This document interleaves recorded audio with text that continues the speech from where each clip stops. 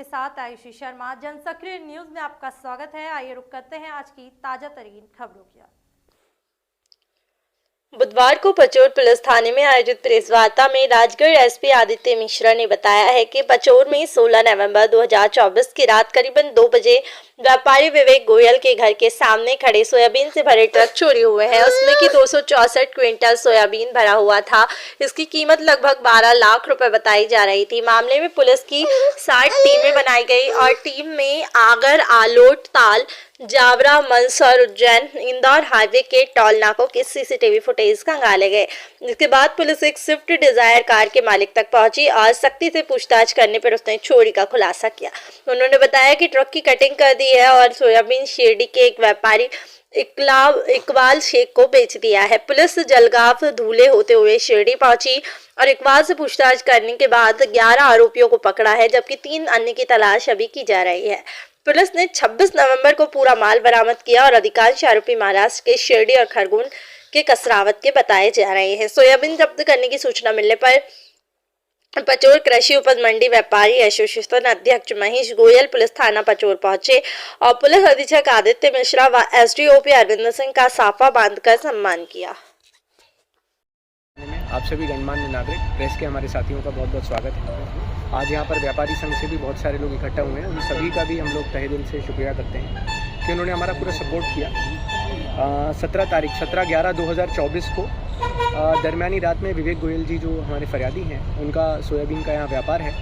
उनका एक ट्रक था जो भर के माल रखा गया था और आगे ट्रांजिट में जाना था। उसकी चोरी होने की सूचना हमें प्राप्त हुई थी। अगले दिन मॉर्निंग से ही टीम्स लगातार इस चीज़ की पड़ताल में लगी हुई थी कि किस तरह का गिरोह है और क्या एक्चुअल में घटना हुई है। इसमें जो हमें गोयल जी के द्वारा बताया गया था कि करीबन 260 क्विंटल जो है सोयाबीन उनके भर के रखी गई थी जो ट्रांजिट में जानी थी। अगले दिन सुबह से ही थाना पचोर की और राजगढ़ क्राइम ब्रांच की जो टीम है वो लगातार इस ट्रक को फॉलो कर रही थी।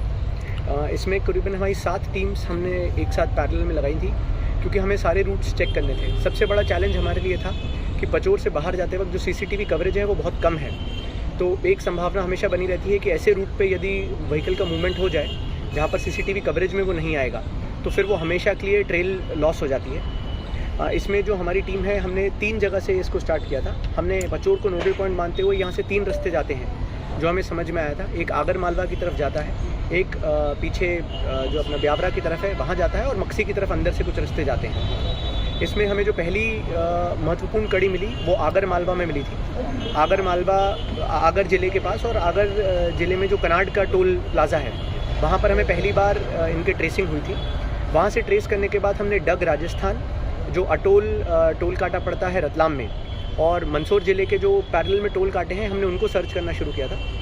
इसी के साथ हमें पता चला कि उज्जैन की तरफ भी कुछ इस प्रकार के गिरोह हैं जो सक्रिय रहते हैं, जो इस तरह की अगर ट्रक की चोरी होती है तो उनको काटने का काम करते हैं। उज्जैन पुलिस की मदद से जब हमने इनको ट्रेस करना शुरू किया तो हमें पता चला कि उज्जैन से पहले राइट की तरफ एक जो रास्ता जाता है जो वापस इंदौर देपालपुर रोड को कनेक्ट करता है, वहाँ पर कुछ लोगों ने फैक्ट्रीज़ में जो वहाँ सोयाबीन की फैक्ट्रीज़ हैं, तो हमें एक आशंका ये भी थी कि हो सकता है कि ट्रक को ऐसी कहीं जगह पर ले जाकर उसका माल अनलोड कर दिया गया हो। हमने सभी फैक्ट्रीज़ को चेक किया और वहाँ पर जब हमें सीसीटीवी कैमराज और टेक्निकल एनालिसिस किया तो हमें पता चला कि ट्रक एक्चुअली में वहाँ पर अनलोड नहीं हुआ है, वहाँ से इंदौर की तरफ निकला है। ट्रक का पीछा करते हुए हमारी टीम्स फिर इंदौर से जाके खरगोन से खलघाट से धूले महाराष्ट्र और महाराष्ट्र से आगे जाके शिरडी जो पड़ता है वहाँ तक हमारी टीम्स पहुँची। इसी के साथ एक पैरेलल टीम हमें जो पता चला था कि जिन लोगों ने ट्रक कटिंग में जिनकी वो हो सकती है उनके पास एक डिज़ायर कार थी।